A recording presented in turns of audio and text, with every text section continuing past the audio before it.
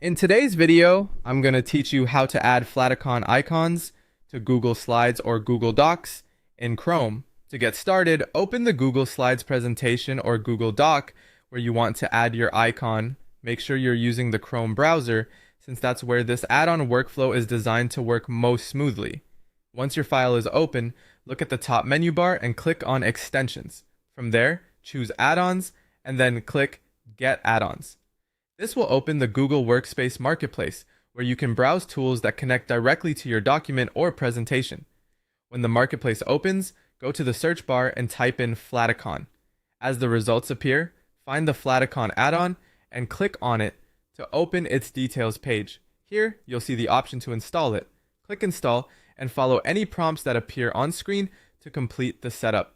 Depending on your account permissions, you may be asked to approve access before the add-on becomes available. Once the installation finishes, you're ready to start using it inside your file. Next, return to your Google Slides presentation or Google Doc.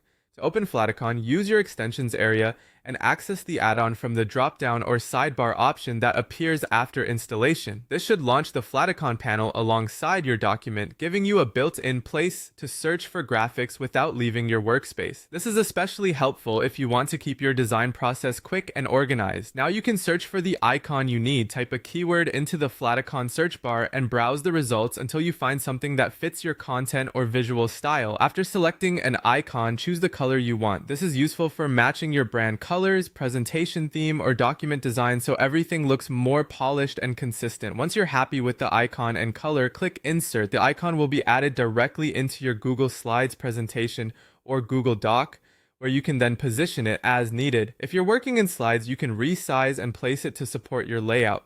If you're in Docs, it can help break up text and make your page more visually engaging. For the best results, use icons sparingly and keep their style consistent across your project. That's it.